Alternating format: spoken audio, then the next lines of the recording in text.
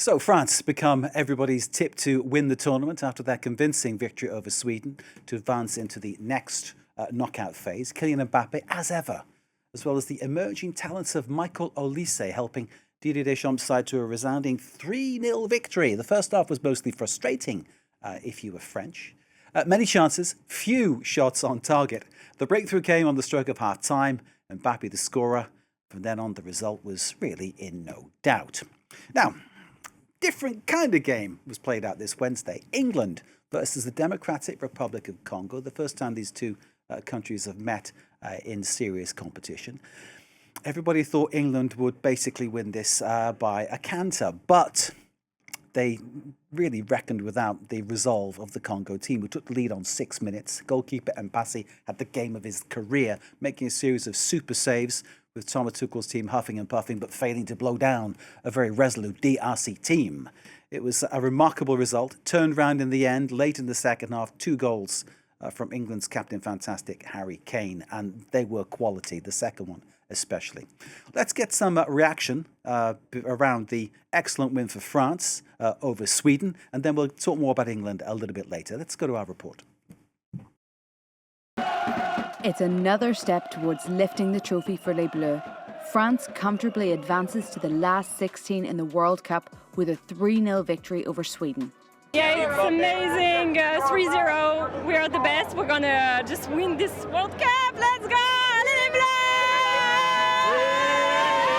I like the lineup we put out. I feel like we went for it, but France are ultimately the better team. Mbappe just unstoppable today. 2 goals. Could have had 3. He had 1 called off early in the first. The sky's the limit for this team. The match once again proved Kylian Mbappe's status as one of the best players in the world. Putting 2 in the back of the net, he now currently is just 1 goal shy of Lionel Messi's record 19 goals in World Cup tournaments. Bradley Barcola added the other goal for the team. And it was a heartfelt moment for coach Didier Deschamps, who was hugged by Mbappe after returning to the competition following his mother's funeral. Obviously, on a personal level, Kylian's gesture really touched me. He's our captain, and I'm not just saying nice things for the sake of it, but because he has been exemplary from day one. The squad was united. They did what was needed while I was away. And it was a particularly disappointing night for the Swedes, as the loss marks their earliest World Cup exit since 1990.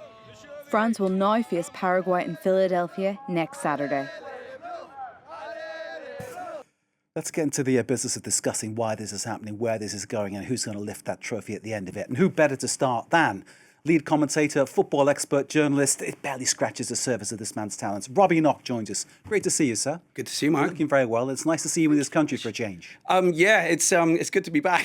Normally you're out internationally commentating on any number of events, but football is this man's bread and butter, I'd say. Mm-hmm. What did you make of the England performance? Because people talk about 3 lions. I thought they were more like 3 moggies, to be honest. They didn't perform at all, did they?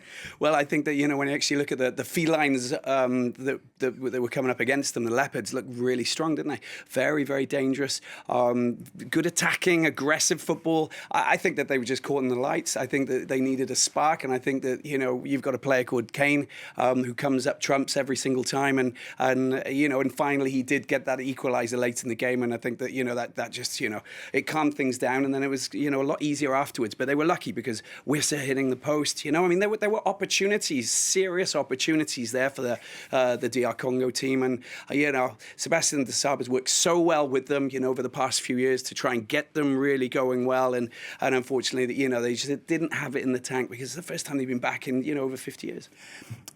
Zaire, wasn't it, last time? That's right. Yeah. Zaire 1974 in Munich. That was it. They didn't get through the group phase. And it's the thing is, though, people will say England didn't play well and Thomas Tuchel's got no ideas and the players don't know how to break down a deep defence. They'll say that kind of thing.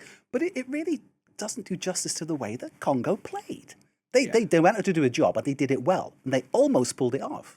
I think that it's really important that you actually sort of, understand that, a lot of these players in DR Congo, they're scattered around Africa, but also Europe. They come together. They try and find that sort of, formula. It's been tricky back in DR Congo, Ebola, etc. Civil, unrest that's taking place up near Goma and around those parts. So they've had to really dig deep. They've come together. They got themselves into North America. They started to play some good football, and I think that, with that, the opening result that they got, with the draw, I think that basically it turned heads. It made people say, right, we've got to take these guys seriously. Whenever you come across players in whatever sport from the DR Congo, you know that they've got that grincha, they've got that fighting spirit. They will always lock in and work for themselves. And, you can never underestimate them. And I think that maybe there was a little bit of that at the start for England. Maybe they just thought, it's going to be a lot easier. But they didn't realize just how physical they are. And, when you get a goal and you get an early goal, that's always, a bit of a shake-up. And I think that they shook in their boots a little bit and sort of, they got rattled. And I think that afterwards, Kane, you've got a player of quality who came back and, managed to get the equaliser. And then, of course, he gets the winner. So heartbreak for the Leopards. The Lions go forward, but, what faces them next? I'm sorry, but, you're going to the Lions' Den, The Lions are going to the Lions' Den. It's Mexico, yeah? It's called, Mexico City, Azteca. So, they're going to have, more than their money's worth to try and deal with Mexico in their own backyard in the next round. Indeed. England and Mexico, it's quite a history going back, isn't it? 86, 1970. Yeah, it didn't end well in either circumstance. So let's hope for England that it goes well going forward. Mexico, of course, will have their say in that one. But let's stick on the Africa line here, because I think it's really interesting. I think people are starting to wake up to the quality that there is in African soccer, because Senegal are up next against Belgium. Now, once upon a time, Belgium would have been considered to be one of the possible outside favourites in this tournament. They've underperformed so far. Senegal, though, they've certainly got many strings to their bow, haven't they? Yeah, Senegal, Lions of Teranga. Again, Lions were back with, some so the ferocity of a team that really work together. You've got quality. You've got players. Ismail Assar. You've got, Mane, Sadio Mane. You've got quality players who play in top leagues. I've always loved the way that Senegal play. I was in Morocco for the Africa Cup of Nations, of course. The one that they won, lost. Call it what you like. Have they resolved that yet? Yeah, they kind it's still going on. Yeah, okay, go on. But it's brilliant when Senegal play, when they want to play their own game, they're unstoppable. They've got midfielders, they've got talent up front. So they can fly the flag. Out of the 9 teams that got out of the group stages, from 10, besides unfortunately the Carthage Eagles of Tunisia, it's been an extraordinary World Cup already. And I think that everybody wants to take note and understand just what African football is all about from club level upwards. Patrice Motsepe, the CAF president, you can pour praise on that man for what he's done, because it's been a revolution, at CAF, and across Africa, and it's been fantastic. And that's why there's a lot of generated enthusiasm, and the quality of the football is up there now. It is absolutely fantastic. And as you say, I think people are waking up to the quality that is in Africa. Clearly Morocco leading that way with the investment that's been put into soccer across the Moroccan domestic scene, but also the fact that so many players are playing abroad, coming back in, bringing in different practices, different skills, different talents. It's really raising the game for everybody, isn't it? Yeah, Morocco is very much a benchmark in Africa. I think that, when you actually see that there is, the African FIFA HQ has been, built in Rabat. You've got a setup there. There's FIFA World Cup competitions under 17s that are taking place on Moroccan soil. We've got a World Cup that's coming up after North American one that's taking place at the moment in Morocco, and it's going to be extraordinary. What they've done is revolutionized everything, because they've taken a couple of steps back and said, right, okay, we need to compete with the world. We need to, first of all, go from grassroots upwards. And I think that there's been a real revolution in terms of thinking in Africa, from all of the stakeholders right through to everybody connected with football at a professional level, but also amateur level, to understand that they need to drive in the right direction. Morocco, very much the benchmark. semi-finalists in the last FIFA World Cup. They managed to knock out the Netherlands in this World Cup. I think that you can understand that, they're going to be flying the flag. They might be the team that go maybe a little bit further than the others, just on what we've seen so far. But we're not done just yet. Indeed, we're not done just yet. So we've dealt with a whole lot of ground there, but not spoken about the team that many people are now saying is the favourite to win the tournament. France dismantling Sweden last night. Great performance. And at the heart of that, Mbappe and Michael Olise, who perhaps could have played for 4 different nations, but chose to be French. Yeah, no, it's wonderful to see those two players. I think that, even with you playing at centre-back, Mark, for Sweden, I don't think that, they would have managed to I don't get qualify the right for result. Sweden. England, Wales or Ireland, but not Sweden. Not Sweden.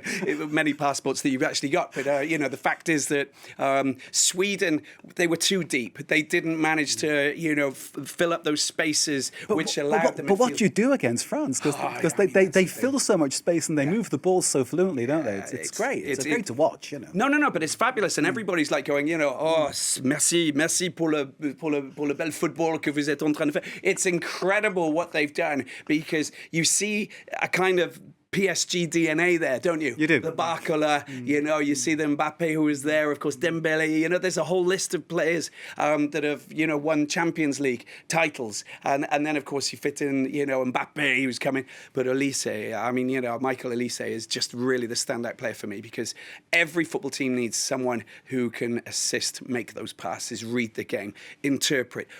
Work off the ball for a player like that. That's exactly what you want, hands down. And he is that kind of creator. Brilliant player. Because back in the day when you were an aspiring soccer player, there were flair players. And flair players just stood around, received the ball, then created. And then there were those who worked. And I suppose I would have been one of those, running around trying to kick people and get the ball back.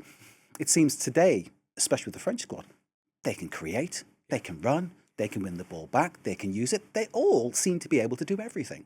Yeah, and I think that, the communication is really good. I think that there's the synergy as well. When you actually communicate, amongst a group of players who understand exactly what you're talking about, who can interpret, what kind of tactics you're going to play. Don't be too loose in the midfield. Make sure that you're tight enough so that the players, can't do triangular passes and sort of move between you. When they get the ball, that something's going to happen. But there's not just one option there, when they get into the final third. You're seeing 2, 3 options. Every time that Olise's got the ball, or Mbappe, you might see Rabiot, you might see Tuanmi, you might see, Dembele, who's probably going to come back and play the best World Cup ever, that you'll see, and eclipse Mbappe and Olise soon, because he's been, probably left off the radar for a bit. But it's fabulous to watch, because it's creative, but it's fast. The running lines, it's magical. It's like sort of, walking into an ice cream parlor and seeing sort of, 50 different flavors,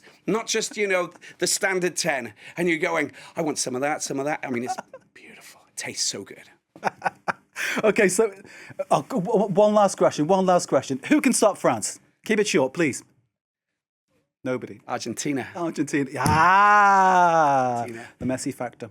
Yeah, they're playing the McAllister factor. For me, they'll play Morocco, which will be the biggest test that they'll have in their next game, after Paraguay, which I think that they'll beat. But Morocco, their first test, and that game is going to be off the charts if they actually meet, which I think that they possibly will, Mark. Robbie Nock, the voice of so many sporting events, football expert, as we've just heard. Great to see you, sir. As always, Robbie Nock himself.